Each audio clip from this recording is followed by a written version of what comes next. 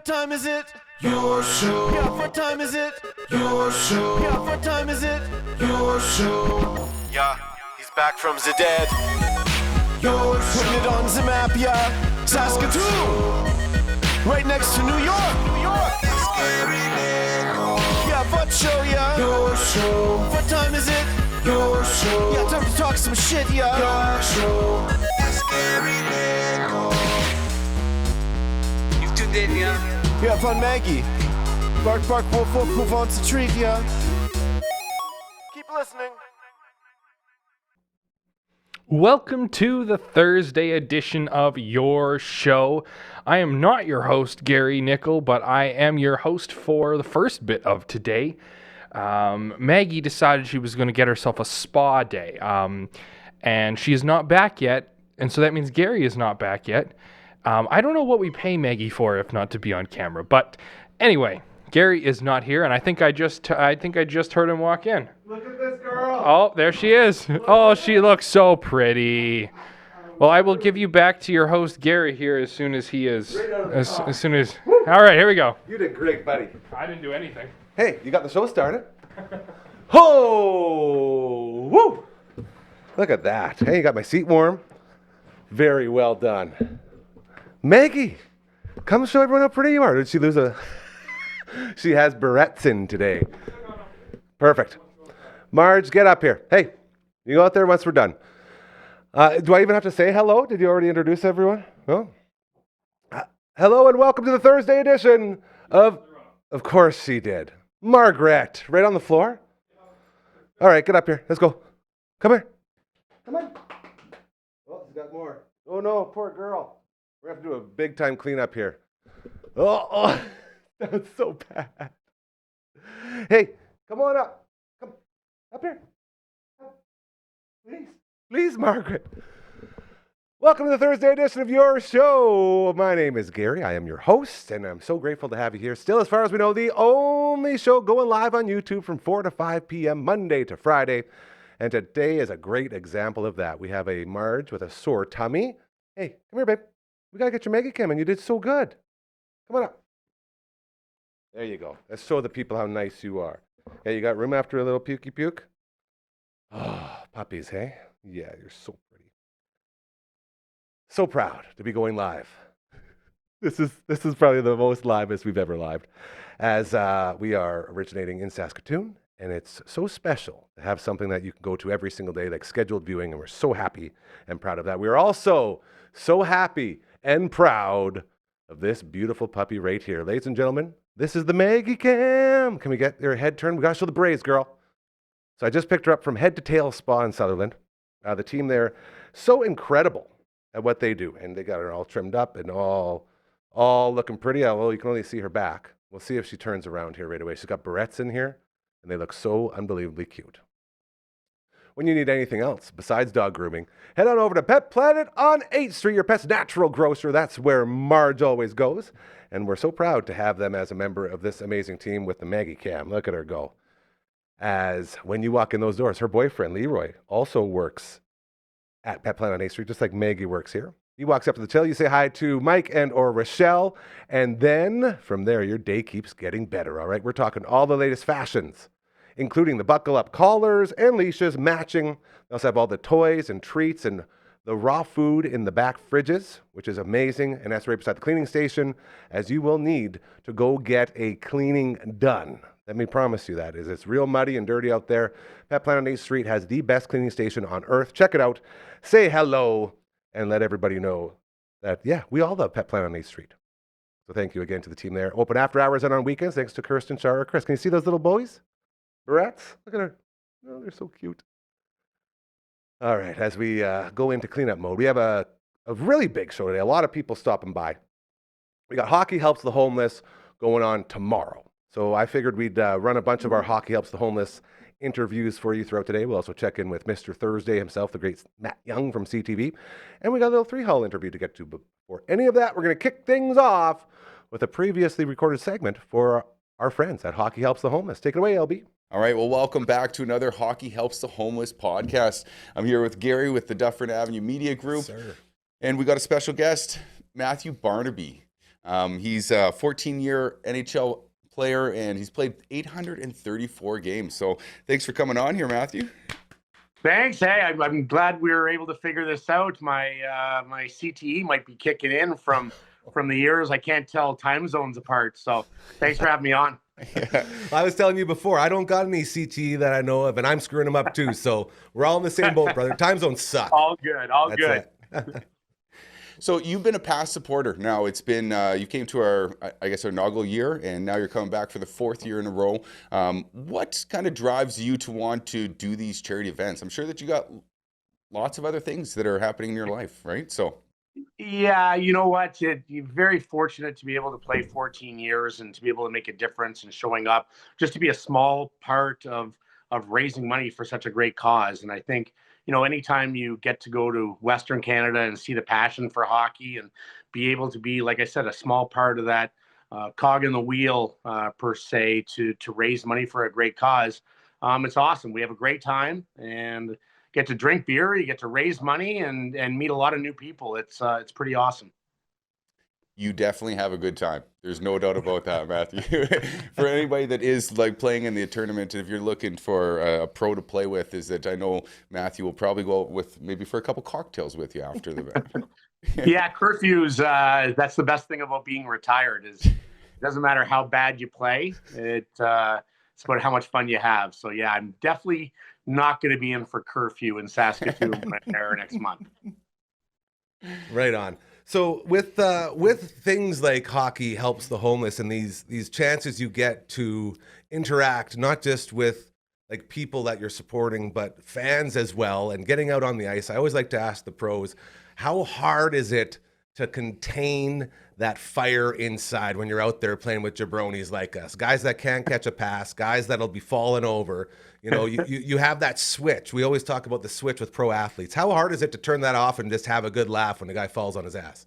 You know what? It's not hard at all. I think when the game, you don't want to be that guy that goes and tries to score 3-4 goals a game. And listen, we had our time, and now it's about trying to make people around you better and try to set them up. I try literally not to have a shot on goal unless we're behind and the team's like, hey, let's get one back and get it close, right? You want games to be close for everyone. It's not going to do anything for me that I beat a carpenter that's a goalie or a lawyer or whatever it may be, after playing in the NHL for so many years. And you try to do some jokes, you try to have some fun with it, but you try to set those guys up. And I always make a joke in the second or third period. I'll tape my skates up full of white tape, and they're like, what are you doing? I'm like, well, you guys don't pass on the tape anyways, so I usually all the passes are in my skates, so might as well protect my feet a little bit. But it all comes down to having fun, but it's not hard to shut it off at all. But once the game's close to the end, then you're like, okay, let's try a bit and try to get the win, because it's always nicer to win than have the loss. See, and that's sort of a double-edged sword too, because for every time that you lay off, there's always, like you say, that carpenter who wants to make a statement, who wants to put it between your legs and then go to work, like say, hey, by the way, I was just taking it to these pros. So you got to be careful that guys don't tarnish your name like that either, right? Yeah, no, for sure. There, you're going to go at a certain speed that isn't at the highest level, but you're also going to be cognizant that there are some guys that are still pretty good out there. Like, not everyone's a terrible hockey player. A lot of these guys played junior at whatever level, even though it was years ago. So, you don't want to embarrass your name or, I never want to be that guy that's the NHL guy that can't play anymore. You still want to show that you have some skill and you were in the league for a reason. So there's pride there, right? There is pride. Everyone's prideful. You're not going to go out there and not try, but at the same time, I'm not back checking. If I'm not getting a paycheck from an NHL team, there's no way in hell that I am back checking. Yeah, that's the rec hockey mentality. I spent my whole career, whenever they ask me, okay, what side do you want to play on? I say, whichever one's closer to the bench. And I go 30 seconds, and I never come back past the red line. That's rec hockey to me. I'm a rover. They say, you want to play left wing, right wing? I go, I don't stop anymore. I don't sharpen my skates. If I stop, it's because I ran into someone. That's it. Yeah, absolutely. Well, that's awesome. So you played with Buffalo. I mean, we asked Brad May the same question, and we were saying, how was it to play with each other in Buffalo? It was awesome. You know, having Razor, we just went in for Razor's induction into the Buffalo Sabres Hall of Fame, and I think if you look at my points over the years on different teams, Buffalo first and foremost, I had some of my best years there, 19 goals and 43 points. We had great teams, but I wouldn't have been able to play as offensive for me and have some of the best years of my career without a guy like Brad and Rob by my side because, you know, I played at 192 pounds. Those guys were a little bigger. They fought like the toughest guy on the other team, the second toughest. Not that I didn't want to or was afraid of them, of those guys, but those guys were willing to do the job and let me play my game to further enhance our team's chances at winning. So very fortunate to play with those guys. Two tough hombres, man. Brad May's a scary guy. He throws bombs. Rob's the exact same way. You look at his fights with Ty Domi and Brad's with pretty well anyone in the league. But two great human beings. And Brad, I consider just a close friend, a great family man. Loves doing events like Hockey Helps the Homeless, and he's so great with fans with his time and just how nice a guy he is. And it's almost like he's so nice you think he's fake, but that's just how nice Brad May really is. For sure. No, I get that. I completely understand that. And like you're talking about, the support that was able to maybe enhance some of your better years in the NHL as well too. You know, that's exactly what we're doing here in Saskatoon to be able to add the support for our beneficiaries. You know, is it this year we are doing the Saskatoon Food Bank and Learning Center once again, the YWCA and the Friendship Inn. And I think that word support just gets, sometimes lost a little bit. And, that's the whole reason why we're doing these events, to try to bring people together through hockey, have that fun time, and you guys being able to, share your stories, be the humans that you are with, like you're saying about Matthew, like about yourself and Brad. It goes a long way. So thank you for being a part of that. And further to you guys in the work that you guys do, and everyone that the volunteers behind the scenes that no one gets to know about, right? You see the end product and you're like, it's like being a great hockey player like Sidney Crosby. Everyone sees the end product, but no one sees the work that goes behind the scenes. And we're in tough economic times in Canada right now. Things are expensive, and a lot of people are struggling out there.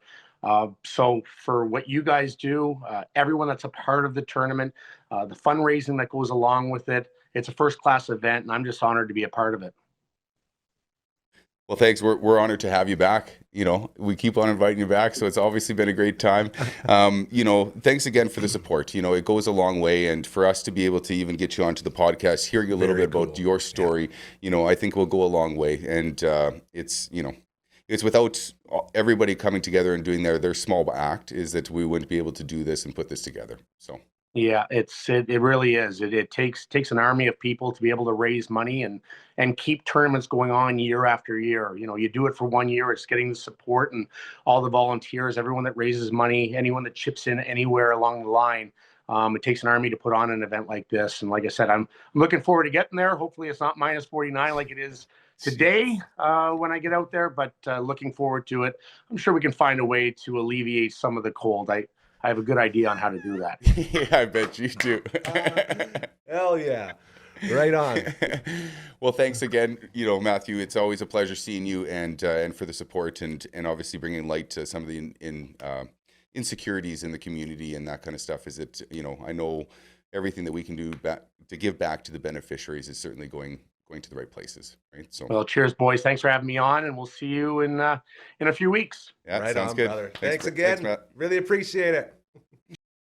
There you go. Tomorrow, Merlis Belcher is the place. Matthew Barnaby in the house, and many, many more, as we got a couple more of our Hockey Helps the Homeless interviews to get to. Do you want to say a very, very, very special thank you to my mother and father, Gary and Wendy, making a big donation to our One Small Step team. Thank you very much, Mom and Dad. As well, my sister Stace just let me know. Her and her beautiful family making a donation as well to Hockey Helps the Homeless. Again, tomorrow, the big day, 9 a.m. is when our One Small Step team has our first game, then 12:15, and then 3 o'clock. And then right after that 3 o'clock, we're running back here tomorrow to do our Friday show. So it's going to be a lot of fun all day tomorrow, as we will be raising money that stays in the city, goes to the Saskatoon Food Bank and Learning Center, as well as the Friendship Inn, and our friends at the YWCA. So thank you again to Matthew Barnaby for giving us a couple minutes and talking about the importance of these events. The description will have a donation link for you if you would like to help out with all of that. As we continue here on the big Thursday edition of your show, we have a tradition down around here.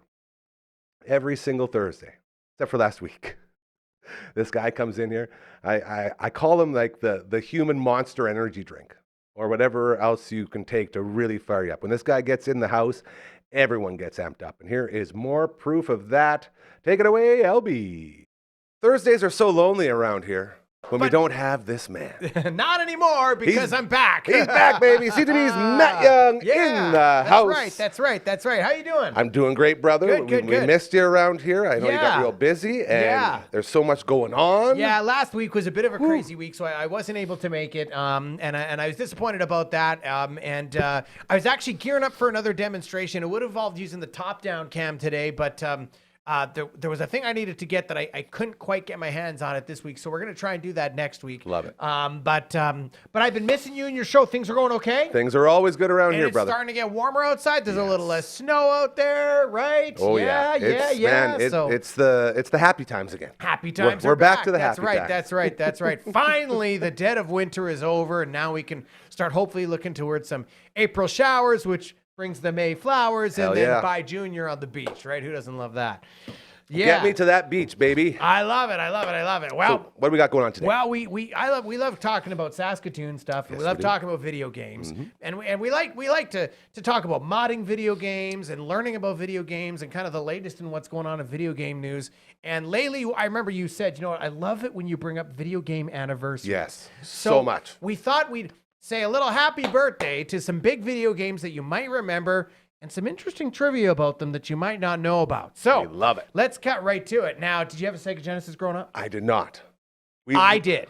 We just got one in the Twitch stream studio, too. You did? Really? Yeah, we just got one. Okay, wow. So I just got to bring up the information here. And, did we cut out again? Oh, I like that. There we go. I like that. You got to remember the one with the red ends. The red ends. Here we go. So, ladies and gentlemen, sweating from all that running around. A long time ago, way back on March 18th in 1994, Castlevania Bloodlines. Okay. Was released for the Sega Genesis. Okay. If you would have asked me, I would have never thought there was a Castlevania on Sega. You know what? And what's interesting is Castlevania, which is, and we're seeing some footage of it right here. This game was released, but what's interesting about it is called Castlevania Bloodlines. Now, in Europe at the time, they had some censorship standards around video games. So they had to have all the blood removed. And they even went as far to retitle the game in Europe, Castlevania The New Generation. I was going to say, that they can't have blood in the name, It was, in Japan, it was called Castlevania Bloodlines. So, this is Castlevania Bloodlines. A lot of people might not remember it. It was kind of a niche game, but it was released. And it was really fun to play. I'm going to fast forward here. There we go. There's the title screen for it. That's so badass. This is Castlevania Bloodlines. I had no idea. It is, a lot of people don't know that this game exists. It's crazy. Right? And you can go through your options. You can pick your character, that sort of thing, right? Hold on. Where's the Belmonts? No Belmonts in there? No Simon Belmont or Trevor Belmont? I guess not. Interesting. Must be a whole different story. It is a bit of a different storyline. So here's sort of stage one. This is the stage one level, and you can see the gameplay there. I'm really excited to see the gameplay. It's pretty neat. It's pretty neat if you watch it. It's pretty neat if you watch it. And there you go. Oh, yes. Right? Look at this. And it is fun. This game is addicting. This is Castlevania, man. Castlevania Bloodlines came out in 1994. Wow. March 18th, 1994, a classic game for the Sega Genesis. And this game is real fun to play. And if you can't obviously find an original cartridge, you can obviously get an emulator and that sort of thing and play it that way. But there you have it. This reminds me a lot of Super Castlevania. That's for right. the Super Nintendo. That's so this right. is sort of That's like right. Sega's version of that? It appears to be that's what it was. Yeah. Sega's version of that. That's so cool, man. It's really neat. And now, the next game we're going to look at and I got some YouTube clips of all these games. I love this. Is So prepared. Back See, on best in March the biz. 23rd, the same year, 1994, released only in the arcade, Here we go. and you're going to see it right here, Super Street Fighter 2 Turbo. Happy birthday to Super Street Fighter 2 Turbo, which came out in the arcade in March of 1994, and it was only in the arcade. It was not for Super Nintendo. You get Super Street Fighter 2. Yeah, but not this one. Not the Turbo one. See, and boy, oh boy, you want to talk about quality? Like, Oh, yeah. The cabinet, like, non-released on any console game. Oh, yeah. That's the way to play. Oh, it was great. And now eventually it would come out, I think, on Neo Geo. There you go. But it would never be as good as the cabinet. And you know what? So many quarters. Oh, yeah. Like, I could probably buy a house with the amount of money I spent playing on this. I was in a hotel once with a bunch of guys when we were young, and we must have spent 3 hours. I remember my mom gave me like $10. We came back. Where's your $10? Oh, we played it on this video. Yeah. That's all you did with yes, Mom. That's all we did. That's it. We turned it all to quarters and played in the game. And had a hell of a good time. Oh, man, So we had a much great time. I will never, ever forget playing that. It was such a good game. I lose all the time in fighting games. I'm horrible at fighting games, Yeah. but that's the one that I can play on the You got cabinet and good still at have it? fun. I didn't get good, but I had fun. But you had fun, and That was the difference, and that's the thing. You know what? Like, I mean, you think about this game, you think about like Fighter's Destiny, right? Yeah. Oh, yeah, And all then you those- think about Mortal Kombat and games like that. Killer Instinct. Killer There's Instinct. a whole There bunch you of go. them, Yeah, all those were really, really good. I started to get into the Tekken series. Oh, Remember the I love Tekken, yes. Tekken is Tekken's awesome, by the so way. sweet. Yeah. Tekken was, especially Tekken 3, that for the PlayStation they had it for. Those were great games. So Yeah. there you go. That's Super Street Fighter 2 Turbo. Happy birthday Happy to Super- birthday! I wish we could make you like a little birthday cake. That'd or be something. nice. Next time I'll bring one. Then we can eat it. But there you in have honor it. Now, of the game. Yeah. Well, we got another quick birthday we want to celebrate in the video game world because Oh, this is so fun. on this day, on this week, I should double check, but I think it was actually on this very day, March 24th. So we're a few days ahead.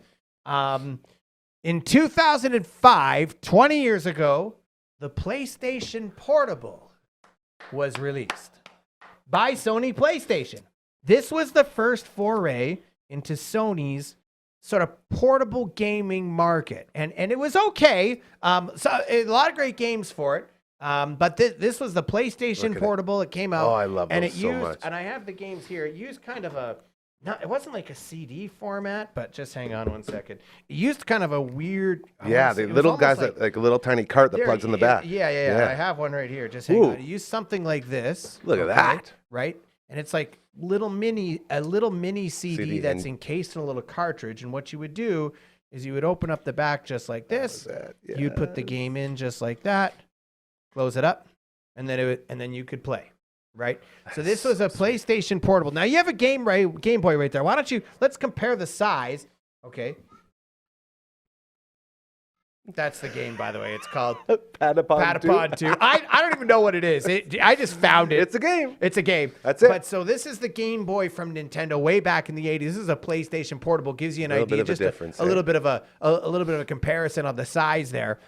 It was 720p, I believe, at the time. Which is crazy. Which is like crazy. Now this is like a Game Boy's about 10p if you look at it now. So Yeah. I mean, everything gets better with time. That's right. But so happy birthday to the PlayStation Portable, and there were like accessories you could get, like So you get many like accessories. cases and stuff like that. Now a lot of people liked them. Some people found they were a little impractical. I thought a PlayStation Portable was actually pretty good. I loved enjoyed it because I fly a lot. That's it. And so when you're on an airplane, you want to be able to sit there and do something. So I PlayStation Portable right here. I took a trip to Vegas for a stag with the boys, and I borrowed my buddy's PSP. Yes. Did you give it back? So MLB baseball was on it. Okay. So fun. Like the baseball game for that system is incredible. And I put it in my bag, and I had it in my bag for the whole trip. And then I got home. I got on the plane, opened the bag, pulled it out to go play it. Huge crack right across the screen. and then you had to go tell your buddy, sorry, something happened. Thank you so much for allowing me to borrow your Damage incredible in PSP. transportation. That's what I said. I blame the airport. It's like the airport people did it, man. Like, I know I didn't do that. Well, I there was you so go. upset. Wow, But yeah, that's sorry to crazy. Endo. I still feel so bad. But well, you know those what? things are so fun. Oh, they are. They're super, super fun. And of course, that came after, like, you had Nintendo that started it with the Game Boy, and then they moved into eventually the Game Boy Advance, and this was PSP. Now you have, obviously, these handhelds have like controllers on the end of them, and they're all 1080p and stuff like that. It's pretty crazy. And the Nintendo Switch, of course, it's a handheld that can plug into a docking station, and you can play it on your TV. Anywhere, yeah. So obviously the handheld gaming market has changed, but this is what, for those of you who don't remember, if you're 24 or under, you probably don't remember the PSP PlayStation Portable. Here it is right here. This is what it looked like. All its glory. Right? In all its glory. And now you can probably buy these things for like $40. Dude. But still worth it if you ask me, because I love playing and all kinds of good games. Obviously, you get a lot of good PlayStation games and stuff like that. You know, you got Tomb Raider and things like that there. So that's always great. But yeah, so happy birthday to the PlayStation Portable, 20 years old. And you know what? It's a lot cheaper than it was when it first came out. That I remember they were expensive. I can't remember the exact price. They did cost a few coins back when they first came out, but you know what? You can get one now for probably pretty cheap. And I say, why not? For, a few dollars when you're flying on an airplane, they're great. Happy birthday, PSP. Happy birthday to the PSP. Happy birthday to Castlevania Bloodlines. Happy birthday to Super Street Fighter 2 Turbo. Yes. And I love doing this. This is cool. You can learn a little bit about some games that you maybe never knew about. It's the best. And so that's great. So we'll continue to do this here on the Gary Nichols Show and talk about other video game stuff too. One more for you. Yes. Are you still riding high from the big victory for the Huskies? Oh, man. I thought you would ask about that. Yeah. So Mike's all yours. Tell us all about it. It was, so they won the Canada West Conference, the men's hockey team, that is the toughest conference, I think, to get out of. Yep. The men's hockey team is now in Ottawa. They actually start tonight at the U Sports Nationals. I saw they were skating around, doing some practicing at the place Senators TD play. Yeah, that's right. Super sweet. So they're playing tonight, and I think they have a legitimate shot to win the national title. What are they, ranked number 2 coming in? They were ranked number 2 in the country heading into the Canada West playoffs. Should be number 1. They've got the 2 seed right now at the U Sports Nationals tournament. And I saw them practicing the other day, and they're a confident bunch. And I think Roddy Ross and company and Chance Patrick and Rhett Reinhardt, a couple of former Blades, Josh Pillar, Trevor Wong. Yeah. You know what? They've got a young kid, Chase Bertholet, who's joined the team midseason. Nice. He is fantastic, played in the ECHL, a fantastic young man. I had a chance to chat with him. I think the Huskies are going to do it. They haven't won a national title since the 80s. Yeah. They've gone there lots of times. I remember, man. I remember being in the newsroom. They were in the final. It was an overtime, and it was like the national final. They lost. I remember, and I can't remember who it was. I don't either, but I remember watching it on my screen in between newscasts, and I was just heartbroken. And you know what? And college hockey in Canada is so competitive. It's like monstrously competitive. They would absolutely beat the pants off NCAA D1 teams without even batting an eye. So keep an eye on that. U Sports Nationals. Yes. And yours truly won't be calling those games because they're at Ottawa. Yeah. I looked into it. It would not. I actually looked. There was a chance, but it just with my schedule and their schedule and the way they were doing things, it just wasn't going to work out. But you can watch them live. They're going on YouTube. And follow usports.ca. Follow Matt Young CTV. I'll be posting about him as well. And let's go Huskies. Let's bring home a national title. And so those fans have a nice big banner to hang the fall of next year when they come back to Merlis Belcher. Women's basketball. Yes, we can't forget about our women's basketball team. Speaking of bringing home titles. Speaking of bringing home titles, they brought one home. Lisa Tomaitis and company, which is basketball royalty here in Saskatoon. Mm-hmm. The Huskies women's basketball team, they come home with a national title. They're always good. Again, not always easy for them either. But they played a pretty good squad of players in the Carleton Ravens. So Huskies basketball, they're national champions too. So good job for the U of S. They've had some good teams. Let's hope the men's hockey team can bring it home. And then the Saskatchewan Rush, by the way, they're still looking good. And the Saskatoon Blades took first place, at least for now, in that East Division. By the way, the The Blades are looking at 8,000 for that game on Friday saw you post against that. Prince Albert. Yeah. If you haven't seen it, I'll keep posting the ticket maps. But So cool. Saskatoon Center, it looks like, is going to be packed. So get your tickets for that. So, hey, Hilltop's schedule came out. They start the season on April, or I think it's August the 10th. August the 10th, and the first home game is August 17th. So Hilltop schedule's coming out. Now, a little early, but we'll start talking them when they get rolling. But yeah, a great job for the Huskies, Go Men's Hockey, and then the Rush and the Blades. They're looking good too. Dude. CTV's Matt Young. This is why we missed you, man. We're all That's caught right. up and we're We're ready all to here. roll into this big Thursday and big Friday in the weekend. There you go. Exactly. I'm excited. I'm pumped up, and we'll be back again next Thursday as well. Best in the biz, buddy. CTV's Matt Young. Thank you so much, brother. No We always problem, appreciate sir. it. Until next 100%. Thursday. There you go. The great Matt Young from CTV. I'm really loving those birthdays for video games. That's a really fun little gimmick we got started on there, and always enjoying that. So just a little bit of fun like we always love to have with our good buddy there. And then we got all the local sports talk as well. It's absolutely fantastic. This is the Thursday edition of your show. Welcome into it still. The only show as far as we know originating from Saskatoon, going live 4 to 5 p.m. all over the world. Just like the scheduled viewing we grew up and love. I do want to give a shout out to, again, the team over at Head to Tail Spa over in Sutherland. They did a lovely job on Margaret today. They had one of the trainees in there from, I think it was from Holy Cross, that was working with one of the expert groomers they have over there. And they put some pink little barrettes in her, and she looks so good. So thank you again to our friends over at Head to Tail. Also, speaking of our friends, I would be remiss if we didn't talk about my good buddy, Mobley Llorente. You saw him on the banner down below there. Why work with Mobley this spring? If you're looking to buy a home, he's got your back. All right, remember that. Mobley Llorente with TMG, the mortgage group, works with multiple lenders to find the best financing options, even if you're self-employed, have non-traditional income, or face credit challenges. His services are completely free, and he's here for you from pre-approval to closing and beyond. It's a really good read.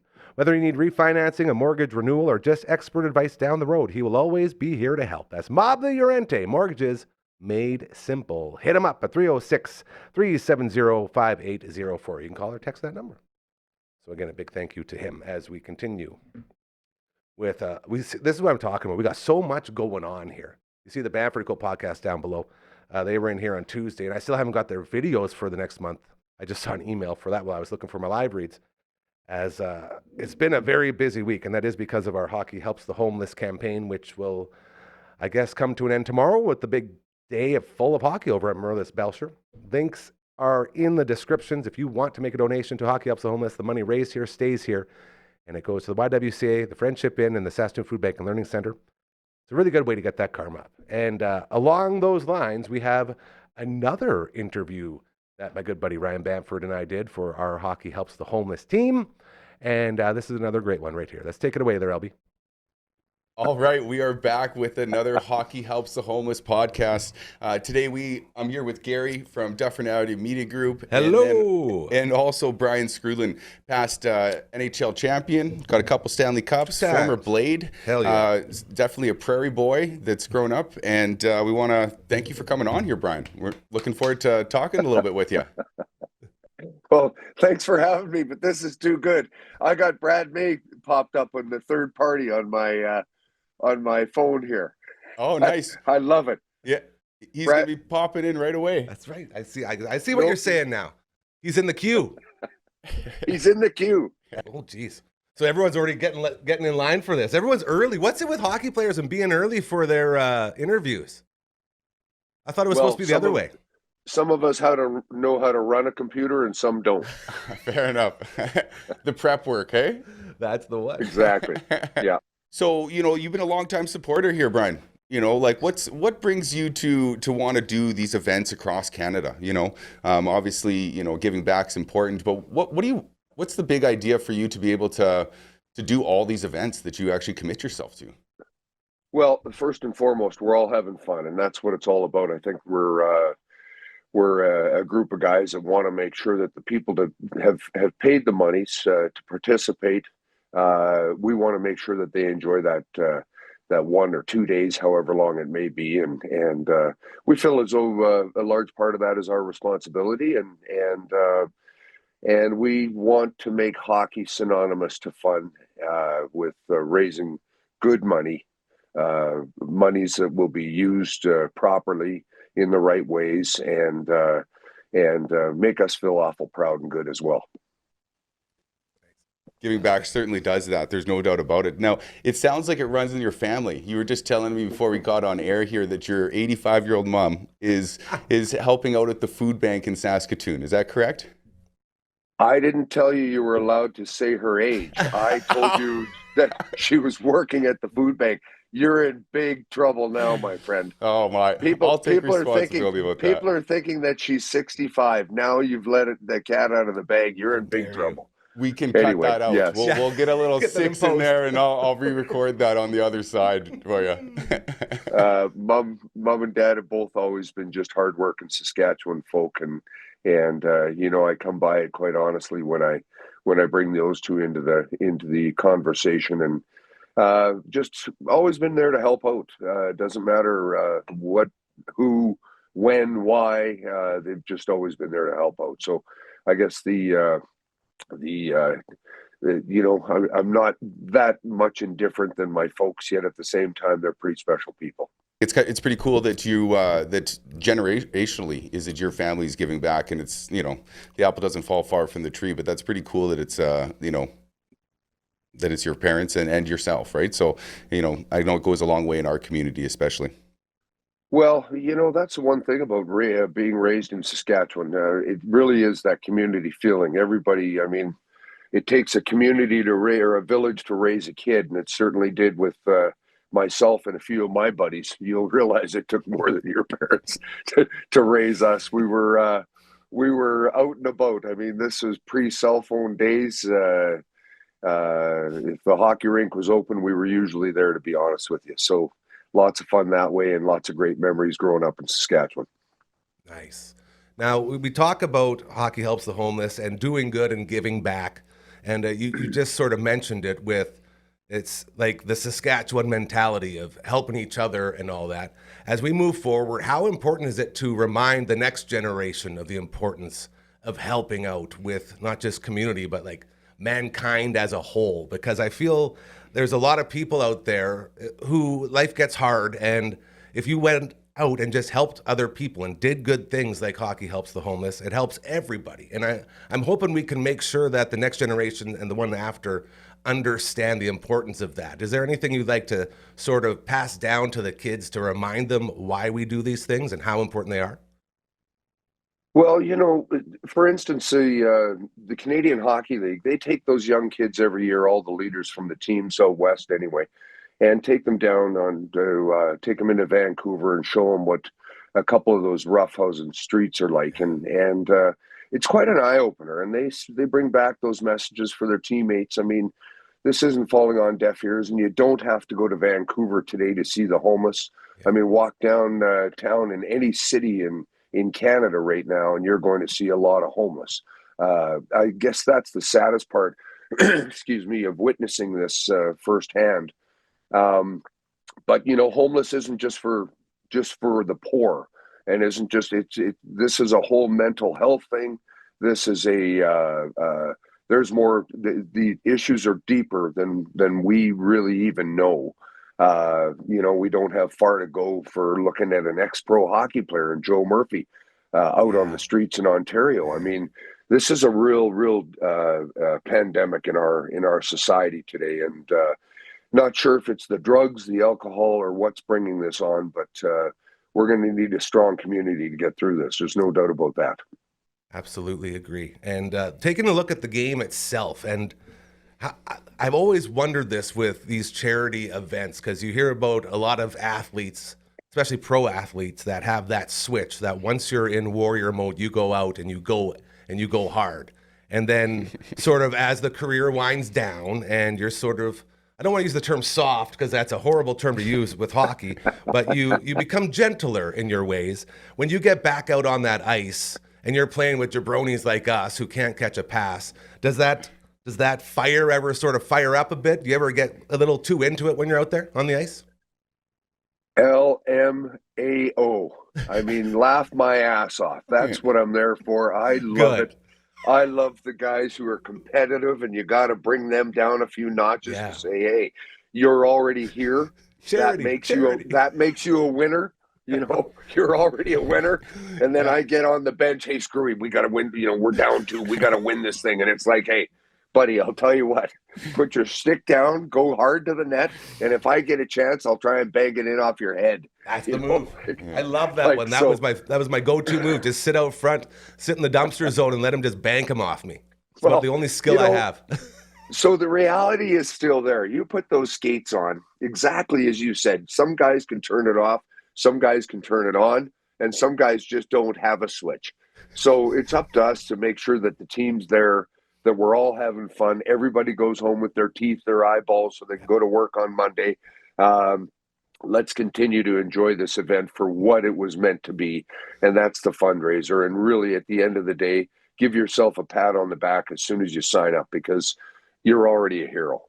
You said it very well there. With rec hockey for years and years, that was sort of the go-to line whenever guys Saskatchewan Stanley Cup every night. There it is. Right. And you know all about those guys. You know all about the guys that are out there still playing in like the D League. Like you got scouts in the stands, and whenever I'm in bed for 3 hours before their game starts, and they're ready to scrap at midnight. Like, hang on a second here. And my go-to always with that was, hey guys, like exactly what you said. We all have to go to work tomorrow. This is a rec game. Like, chill out. And you have to remind guys, even in D League, that hey, this isn't the pros. Like, we're here to just have fun. We all have families to get to. Yeah, you bet. Well, that's and it's real interesting. But that's the game of hockey, you guys. Yeah. I mean, we got a great chance to witness it the other day, right? I mean, you look at that intensity, and I wish Tkachuk would have grabbed somebody who at least had one fight before.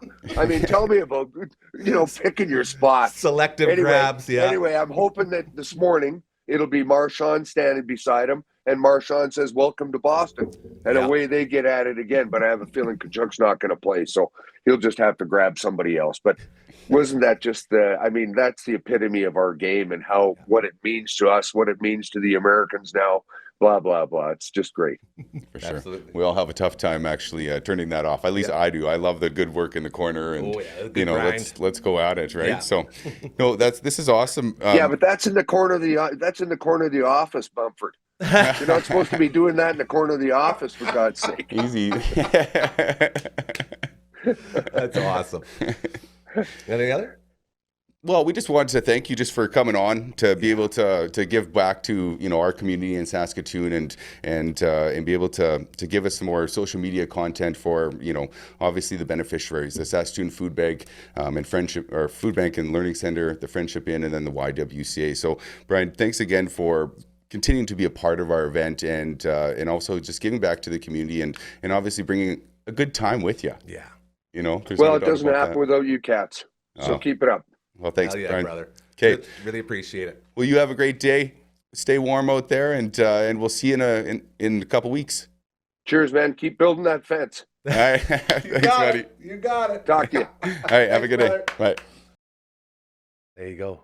NHL legend, the great Brian Skrudland, in the house as we continue to get ready for the big day tomorrow with our friends at Hockey Helps the Homeless, raising money.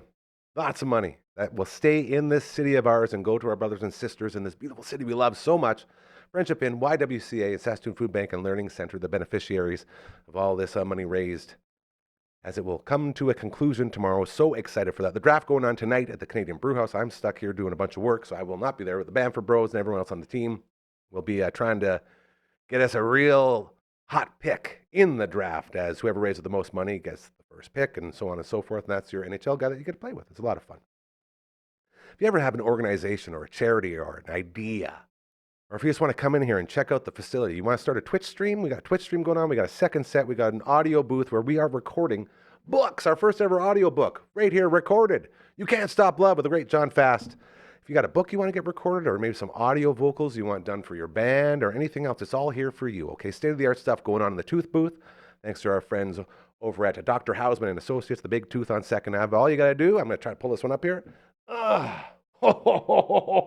getting good. We even got a theme song. Send us an email at Contact at dufferinave.com. That is the email. This is the theme song. Uh-oh, it won't get connected on me. Oh, no. I'm not going to be able to pull it down. It's got to reset it.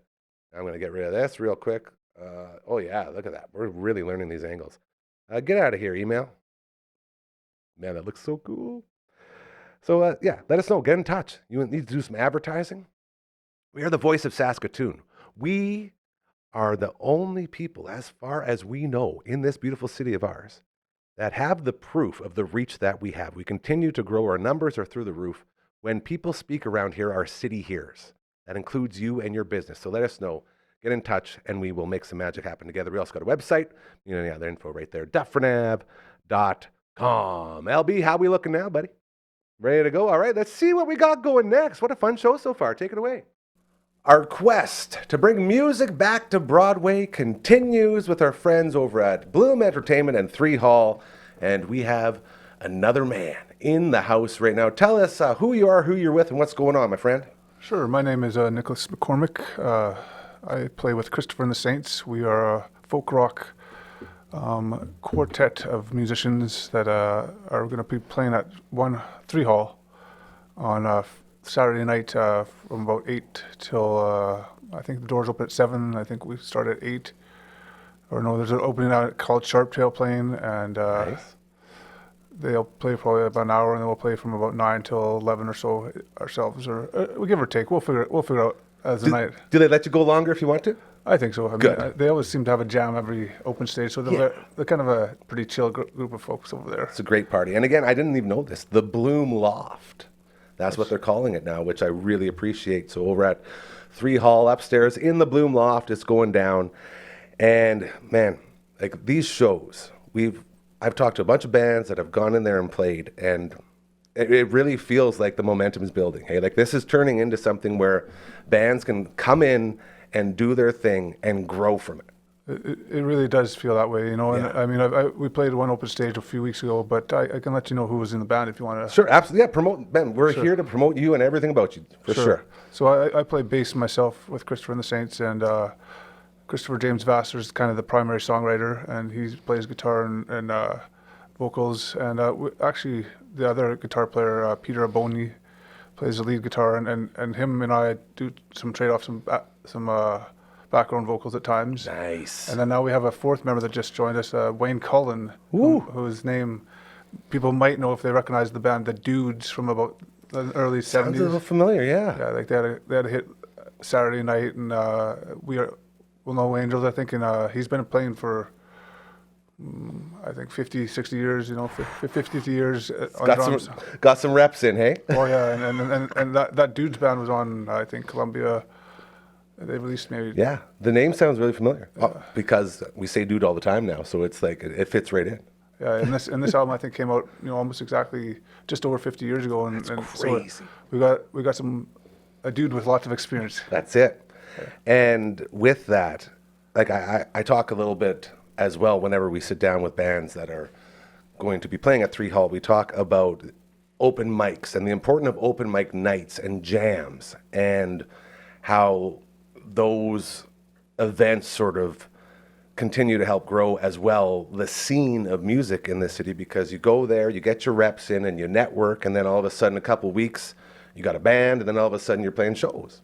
And just getting your reps in and getting out there and perfecting your art.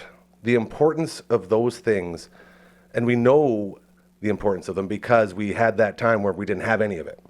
So to see it coming back like that, maybe talk a little bit about how important open mics are when you're trying to bring music back after going through a little lull there like we all did. Well, I think it's a great place to experiment. Yes. And kind of find your voice. You know, I mean, any live playing is about finding your voice. I mean, I think a good example is we have about 3 or 4 new songs that we're working on. We're hoping to go up north in the end of April and do some recordings. Nice. And so we're going to kind of road test some of these songs like on Saturday night, excuse me. And so like it won't be a typical Christopher and the Saints show. We'll be adding some new songs. We've got a few awesome covers in there. I won't give that away. Don't spoil, no spoilers like the kids say.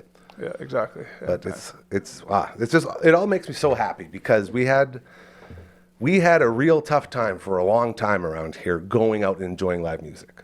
And to see guys like Solon Kinger with Bloom Entertainment and our friends at Three Hall every week going out there and doing stuff like this and doing these shows and really bringing music back. I'm so proud of the boys. Anywhere we can go to find more Christopher and the Saints stuff? You got any websites or any of that stuff? Yeah, we're pretty much on all the socials, Instagram. We have a Christopher and the Saints, I think, .com. We'll link you to like our Facebook or Perfect. Instagram or, you know, our audio, like, and all over the Spotify, Apple Music, you know, like, those, we've got lots of streams available. I think we're even on Bandcamp too, because we did release a Reyes EP. Oh, okay. Nice. That was last fall, and that was about 4 recordings that we did through Reyes. Yeah, we were actually talking to a bunch of people over there. A couple of our kids here that work at the studio actually graduated from Reyes, so they're always talking about those projects. And like, how awesome is that? Hey, you go in there and these guys just do all this stuff for you. It's an amazing experience. I really speak highly of that program, and we actually have another session booked on the 28th to do a new song. So I mean, I know Christopher's done about 4, 5, 6 songs on his own as solo, and now we're doing some as the band, and it's really awesome experience. Like, they now book the full day for a band, amazing. so it's like from 9 till 3, and it's like, And you're just going. we go hard. You know, we sometimes live off the floor, sometimes, you know, like just laying tracks over tracks, and Love that. it's an awesome opportunity. So I really think that's a kind of awesome connection for bands. Like, I Absolutely. It's a great crossover, hey? Getting really in, is. and everyone gets their reps in and everyone learns and it keeps getting better. Punk Man. So I mean, I think if you like kind of like folk rock, you like a little bit of Pink Floyd, a little bit of like country music. I mean, we kind of have a bit of eclectic sound to us, but that's what sometimes the best music has, that kind of. Well, that's what you want. I say it all the time. Don't ever put yourself in a box. Once you put yourself in a box, you have nowhere to grow. I So- totally agree with that. I'm with you. This is great, man. All right, this Saturday, check it out. 3 Hall. It's going down, and it's going to be fantastic, as it always is. Who's opening again? Sharptail? Sharptail with Christopher and the Saints live at the Bloom Loft. Make sure you get out and support local. It's what we do, and we love this so much, dude. Thank you for giving us a couple minutes. I really appreciate it. Thank you very much, man. Till next time. Sounds good. Man, I love that dude. All the love in the world again to my buddy Nicholas with Christopher and the Saints. With that 3 Hall agreement that we have, I guess the business that we do together promoting. That's so many incredible people, and Nicholas, the latest one. Be sure to check out that live music going on this Saturday in the Bloom Loft. It's going to be a lot of fun. Again, to Nicholas, you are the best. We got a mega cam here. So I'm going to show the beret for you. Can you show the beret that we got from head to tail? Can you do it? No. Okay, well, with that in mind, we got one more previously recorded segment to go. Let's get to it, LB. Welcome back to another edition of Hockey Helps the Homeless. My name is Gary. I'm here with my buddy Ryan, and we have another guest. 18 seasons in the show, a Stanley Cup to show for it, and a lot of fun. The great Brad May in the house. How you doing there, Brad? I'm doing fantastic. It's snowy, cold. I'm sick and tired of winter. I'm sure you guys are too, but playoff hockey, obviously we got the Four Nations Cup pretty jacked up for today's match, but it was cool to see the fights the other night. That's what Brian was saying too. Yeah. The passion out there, hey, the tenacity. Sets the tone of the game. You know what? Yeah, and everybody thought that maybe these guys would mail it in and just show up and play, you know, more of like a scrimmage style. Obviously, that's not the case. These players want to be the best in the world. They want to be remembered as that. And I love the Tkachuk brothers. Pretty amazing that they did it together, and you know, for the Americans, and they were able to beat Canada in Montreal. So today's a big day. Canada needs a win, and you know what? I'm obviously cheering for Canada, but they got to play better. They weren't good enough the other night.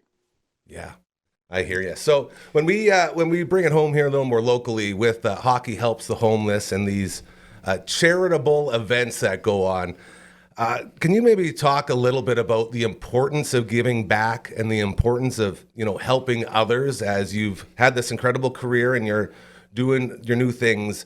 Like, do you feel as much of that passion and the love when you do each of these events and just help out charitably? Because it means so much to so many people, and we just, like, the whole point of this show is to get the word out about not only why you do it, but how it impacts society as a whole. You want to talk on that for a little bit?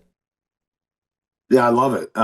Number one, I love doing it. I love being a part of something greater than myself. Being part of an organization or organizations, plural, to actually go out in the communities that are in need of, you know, obviously much needed money and funding, but the awareness is a bigger part of that as anything. The game of hockey is amazing. It has the ability to raise a lot of money for specific charities. Obviously, hockey helps the homeless is near and dear to my heart, and the reason why.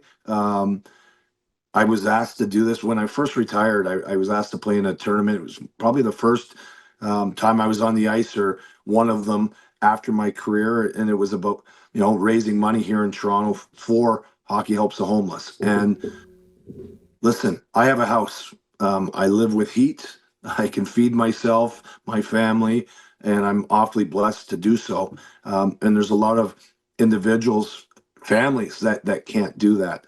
And it takes a village to raise a child, let alone adults that are homeless. We need to do this. We need to do a better part. Our government needs to step up and do a better job, much better job. They've been anemic for way too long on the homeless crisis. And it's taken individuals that love the game of hockey and this organization to go around the country, or excuse me, across the country, and raise millions of dollars, for people that need it, for their, services. And it's not just about, putting a roof over someone's head. It's about teaching them life skills so that they can do it themselves going forward.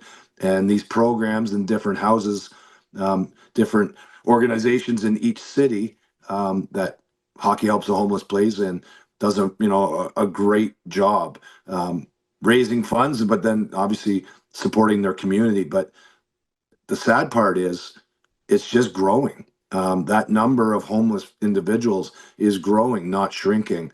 And there's got to be probably a big think tank above the hockey tournament nationwide to actually try to crack this epidemic. And it's brutal, right? I mean, I can't imagine. I won't go outside today. It's too cold and snowy.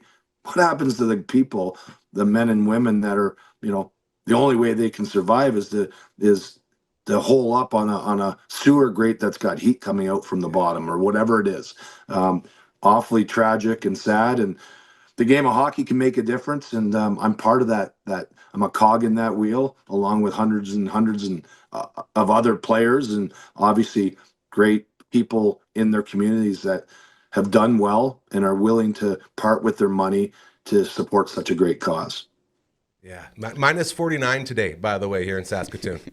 Minus 49. Yeah, so if I'm in Saskatoon, I'm not going outside. Yeah, there's not a chance, right? Absolutely. But could you imagine not having, like, we're talking about being inside, not going outside? How about that homeless person that doesn't have that option? Scary. 100%. You brought up a lot of great things, Brad, there is especially there's a lot of insecurities around in any city across Canada right now, right? So, to be able to do these kind of things is that I do think it's, like we said before, how Canadian is it to affiliate hockey and to give back to, the homeless sector, but also, like you said, is it's places that are actually, helping people develop so they can take care of themselves in certain aspects and be able to support the frontline workers. So we really appreciate that, Brad. Yeah, one of the sayings that I've always liked is you can feed a man a fish and he eats for a day, but if you teach a man how to fish, or woman how to fish, they can eat for a life, right? So it's probably most important to get these individuals into a scenario or situation where they can learn how to cope and take care of themselves. Of course, mental health plays a part in all of this, and as neighbors or members of a community, when we see somebody in distress, instead of driving past them and thinking about every mistake they made and how they got there, how about stop and maybe have a conversation and humanize the situation? Now, not everyone is gonna, or every one of these individuals are gonna be receptive of that, so you got to be careful too. But no, it takes the community to take care of one another, and that's where I think Hockey Helps the Homeless has really pitted themselves. They've done a great job across the country raising awareness. But again, I don't know, would it be 10% of the community would know that this event's taking place? Probably less than. It's awfully difficult to get that word out to the masses, and that's why we're here. That's why we're doing this. That's exactly why we were putting together the podcast. Is that it's a great way for we can give it to sponsors, and we can give it out to all their participants as well, so they can kind of get, like I was saying before, is that some of those stories don't get told until we make it to the event. Right. So we actually set up interviews with the beneficiaries and to see, and I actually learned a lot about all the different sources. And when we talk about food bank and learning center, it's like there's so many different programs that are part of these different organizations that are actually giving back, and not just with giving them food, but actually providing them with the right tools and resources to better their lives. The easy part, and to go down this path, you can give this homeless individual money, and he may go and spend that money on food. But what would matter most when it's 49 degrees below zero? Are you really, like, you're maybe hungry, but what's more pressing, and how are you going to cope and get through that day? That jacket, that hat, the set of mittens that someone would gift to that person, that's beautiful. But chances are that stuff's getting repurposed and sold for, whatever it takes to actually cope through that day, or a day like today. So it's not just as easy as giving them food and water to survive. It's so much more than that. And then it's the whole dehumanizing, aspect of it, where we walk past these people on a daily basis in urban centers with maybe a little shade of, condescension, where, why is that person there? Work like me, get off your ass and do something. Well, it's not that simple. And it's really complex, and you're talking, it goes so deep to, domestic abuse, how these people have been raised. There's so many scenarios, and then of course mental health and drug addiction that comes into it. But mental health and drug addiction is on the side of, we have to take care of our own. And I think, again, Hockey Helps the Homeless does a fantastic job with that, and I'm proud to be a part of it. I'm just a small part of it, but it takes thousands of us across the country to do this. I think we've raised close to $40 million over the lifespan of the program. Crazy. And you know what? That could be, you could do that tenfold, and the problem seems to be growing. And that's where I say our government has to step up, whether it's municipal, city, and federal and provincial governments. You've done a terrible job. You got to do better. We pay for it in our taxes, spend our money wisely, take care of these people. There's more to be done.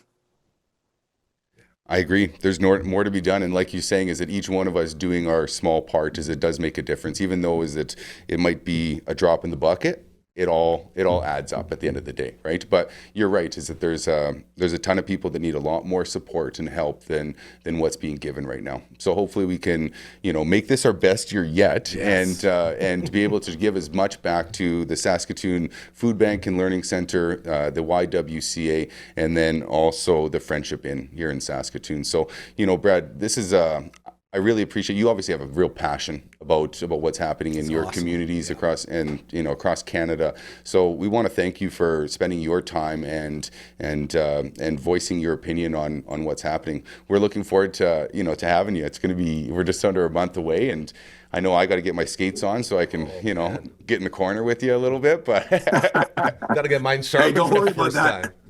I made my living in the corners. I float around. I don't play a position. So the best part about being a retired hockey player is I don't have to adhere to a coach's program, and you just do what you do. But truly, it's a great game of fellowship. You have a great time together. If you're looking to be a part of this, talking to the people possibly watching, it's fantastic. You get to meet great leaders in Saskatoon, great people that are making a difference. And I'd encourage everyone to get on board and be a part of something greater than yourself.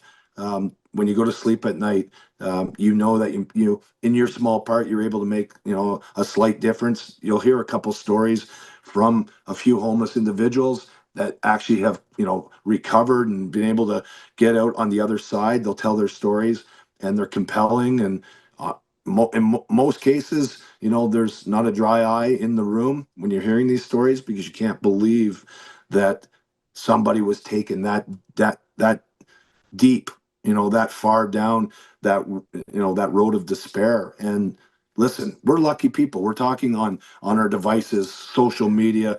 I'm in Toronto right now. You guys are in Saskatoon, and we're going to have a great day, and we're going to watch the hockey games ahead of us, and we're going to enjoy today. There's a lot of people that have no idea that, these events are happening, and they're just trying to get by. And that's a terrible place. And I want to be a part of this. I want to eradicate this together, and it takes everyone. And I guess my last thing is, of all the great people in Saskatoon that are going to be part of it, I think thank you. I think it's great. I'm not part of your community, but for a day I will be. And I'm really excited about that. But our politicians have to get off their rumps and start making a difference, because the programs that they've enacted up to this point, I mean, as good as they are, they're not good enough, and we got to do more. Well, it all comes around with support. So thanks for supporting, our foundation and the beneficiaries that we're giving back to. And once again, we're going to be, ecstatic to have you back again, Brad. You're always a class act around Saskatoon. I'm sure everywhere. But thanks again for taking your time out of today for Hockey Helps the Homeless. Well, yeah, my parting shot, or my parting words to the Saskatoon is, I love Saskatoon. I really love Saskatoon. In 1990 Christmas, 1991 World Junior Championships, when they awarded the gold medal to Team Canada, I was part of that team. We were in Saskatoon for 3 weeks through that process, and one of the greatest days, or moments in my life, playing and representing my country. And it all happened in Saskatoon. And every time I get invited to Saskatoon, I have to come, because it's a part of who I am and who I think I am and what it's made of me. And it started in Saskatoon, and I love it there. I really do, and it brings back great memories. But there's a lot to do, and we can do it together. And thank you for having me today. Right on. Yeah, thanks again, Brad. Thank you so much, Brad. We really appreciate it. We'll see you soon. Yeah, I remember that. Those World Juniors. My late godfather, Don McKinley, best godfather in the world. Miss him so much. Him and the McKinleys and our family, we went there. Me, Tom, and Neeler, and my brothers, and my dad, and Don. Had the yellow creases still for those World Juniors. Eric Lindros was the captain. Oh, it's so fun. I totally remember that. Brad May was there as well. Woo! Got through another one. Boy, oh boy, what a show. Thank you to LB for getting us started and making sure we stayed on the rails here throughout the show.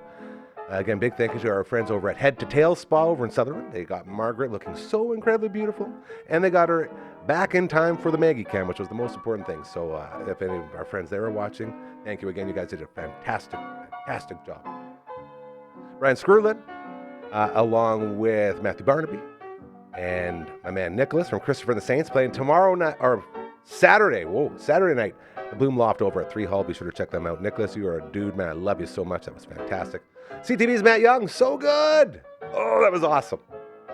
Got some more birthday anniversaries to celebrate for video games, which is always awesome, and updated us on all the local sports stuff. Great show. Great show. Tomorrow, we'll be back. I'm not sure if I'll be here to start the show or not, as we have our third and final game for Hockey Helps the Homeless at 3 p.m., but I'm coming straight to the studio right after that game. So we'll see when I end up here. But we will have Clayton Croker, morning show host for 92.9 The Bull, also defending Family Feud champ. Yeah, if you watched last night, the Crokers took home 10 G's, and they're back tonight for another round of Family Feud. So all the luck to the Crokers there, and then he'll be with us tomorrow again to kick off the show at 4 p.m. Looking very forward to hear what the whole Family Feud process is like. It's very cool. Very, very exciting. So we will have that for you. And we'll also have a Friday Fun Table, which will be absolutely fantastic as well. So there you go. I have to get to bed early, apparently, tonight. Man, our first game is 9 o'clock tomorrow. 9? Normally I go to bed around that time, being a Nighthawk. So I got to bring my hockey equipment in and dry it off. No, it is dry. It hasn't been used in like 2 years. But I got to warm it all up. So Tomorrow, Hockey Helps the Homeless Day. It's going to be fantastic. Remember, donation link in the descriptions. Karma's very real. Do good things. It'll happen to you. I promise you. Have a great rest of your night.